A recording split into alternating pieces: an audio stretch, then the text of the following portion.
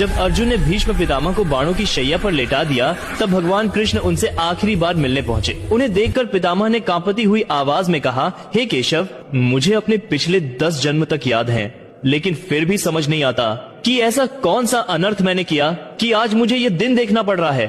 पिछले 10 जन्मों में मैंने कोई पाप नहीं किया, तो फिर ये बाणों की सैया क्यों?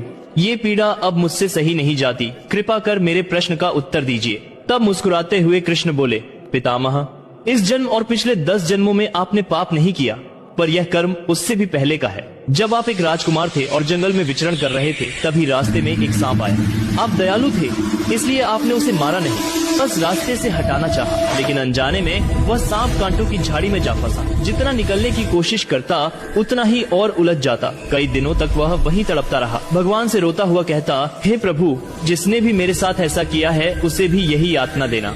लेकिन उसके बाद के 10 जन्मों में आपने कोई ऐसा पाप नहीं किया जिससे उसका फल आपको मिले। जब द्रौपदी का चीरहरण हुआ, तब आप मौन रहे। आपकी शक्ति, आपकी उम्र, आपका धर्म सब कुछ होते हुए भी आपने अन्याय को रोकने का प्रयास नहीं किया। उसी क्षण आप उस पाप के सहभागी बन गए, और इसीलिए आज जैसे वह सांप कांटों में फंसा था, वैसे ही आप इन बाणों की शैया में बंधे पड़े हैं। याद रखिए, कर्म कभी व्यर्थ नहीं जाता, चाहे इस जन्म में चाहे अगले जन्म में उसका फल अवश्य मिलता है। जो भी भगवान कृष्ण को हृदय से मानता है, कमेंट में जय श्री कृष्णा जरूर लिखे।